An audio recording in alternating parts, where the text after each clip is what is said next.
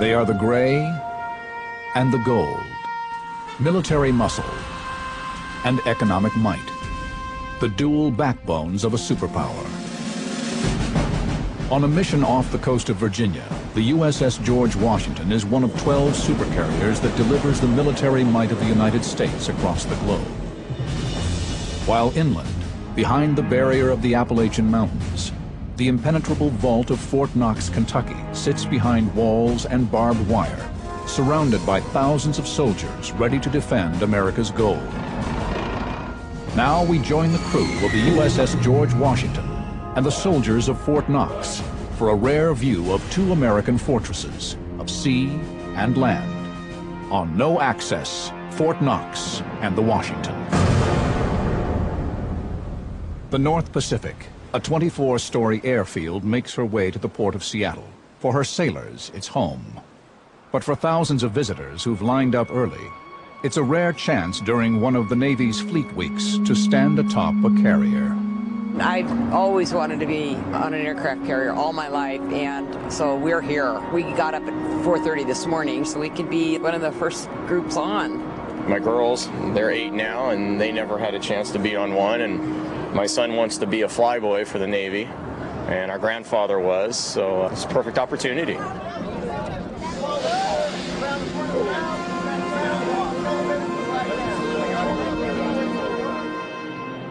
The carrier is a fascination that transcends generations.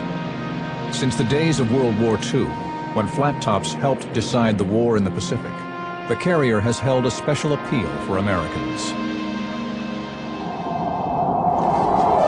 And for carrier fans, no event is more special than the birth of a new one.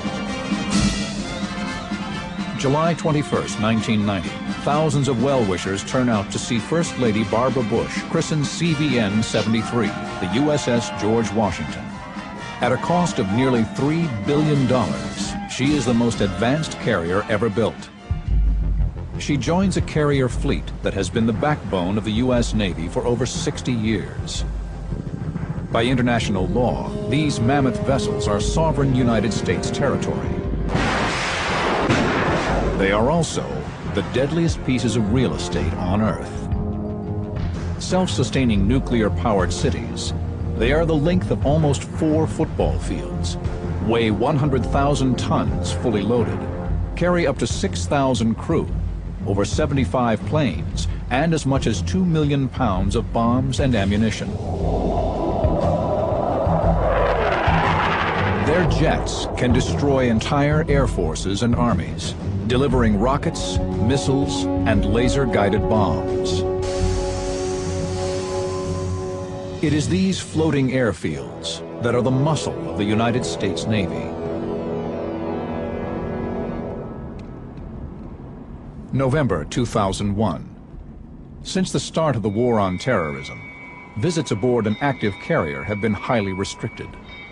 But now, as her sailors prepare for possible deployment to the Middle East, No Access boards the USS George Washington for her crew's first training mission since the attacks of September 11th. The purpose of these exercises will be to keep the GW in top fighting form and ready for a battle that could come at any time. In the forecastle, the forwardmost part of the ship, the crew raises the massive twin anchors and prepares to get underway. It is a slow and careful job. Each link in the anchor chain is heavy enough to crush a crew member. Next, the crew retracts the rope lines that moor the ship to the dock. Hello, this is First Lieutenant. We set up through the South Harbor Falls to Pierce to take in line 1 as briefed. All stations have any single up our lines. What I'm doing now is I'm looking out through my vantage point to see that the lines as they're being called up on deck so I can report it to the bridge. Line 5 singled up.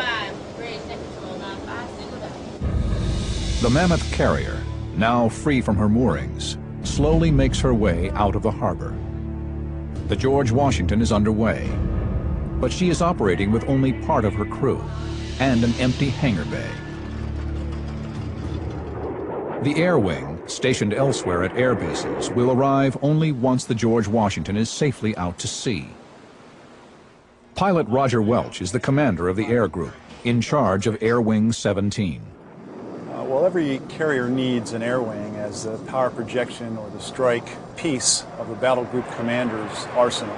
An air wing, and there's 10 of them or so in the Navy, is larger than most countries' air forces completely. As the crew prepares for the air wing's arrival, hundreds of sailors comb the deck and hangar, searching for FOD, flying object debris, that could be sucked into a jet engine or cause a tire to blow out.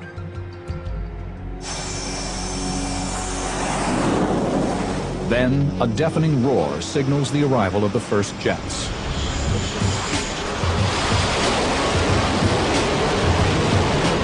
Air wings normally number up to 75 planes and 2,700 men and women. For these exercises, only part of the wing will be on board.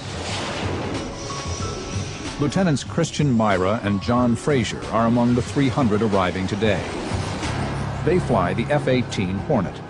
Flying a high-performance aircraft like the F-18, it's really hard to put into words. You can be at 500 feet and decide you want to go to 30,000 feet, and within a minute or two you're up there and do pretty much whatever you want. Flying the Hornet is a lot like a $45 million video game out there. I can put that jet anywhere I want. I can point at anything I want. I can drop a bomb on anything I want. I can shoot anything I want. And it's real comforting to know that our nation has provided us the best tools for our job. It's a job that has taken on an even greater importance since September 11th. On that day, it was the USS George Washington that was called upon to protect New York Harbor in the hours after the terrorist attacks. Within an hour of the attack on the Pentagon, we received word that we would embark and proceed up to the New York City area and provide the coastal defense. The next morning, we arrived off the coast of New York City, and you can see in this picture here the George Washington with the city of New York in the background, and the smoke plumes there are what remains of the World Trade Center. Since September 11th, the tempo in the squadron has picked up a little bit, but that's only because we know that within the year we are going to do something that's going to help the country. It makes the training that much more important, and it puts a little more emphasis into each thing that we do. I know the country is counting on us, and now each flight I know is helping me get better for when it's my turn to go out there. That training is critical for carrier pilots. Being an aviator in any capacity is challenging. Add to that a landing area that's the size of an aircraft carrier. You're talking about a pretty tough aviation environment. So first of all, you have to be able to want to be a pilot, and second of all, you have to be crazy enough to fly an airplane on and off the ship. One of the toughest challenges of taking off from an aircraft carrier is its short runway. Jets must reach takeoff velocity in just 300 feet.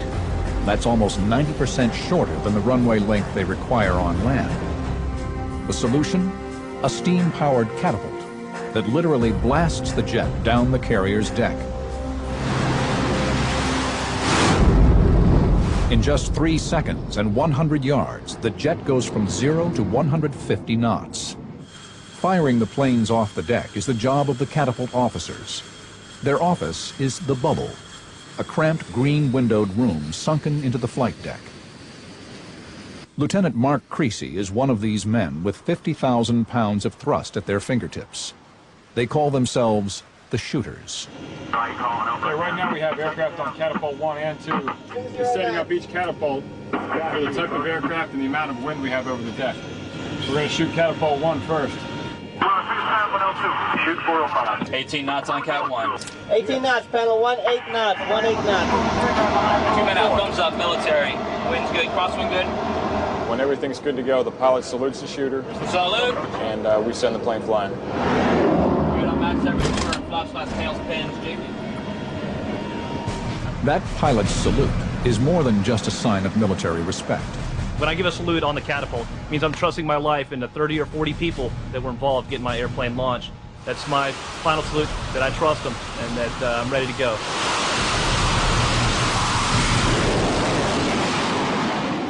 There's a very unique relationship between the pilots and the maintainers. When they turn that jet over to that pilot knows they're going to go have a good flight, get their training done, or get their mission done. Those guys are our bread and butter. They make sure that the jet is all right for us to get into, and we really count on them. I mean, our lives are in their hands. You sit there and you go through all your checks, and you finally give the shooter the salute.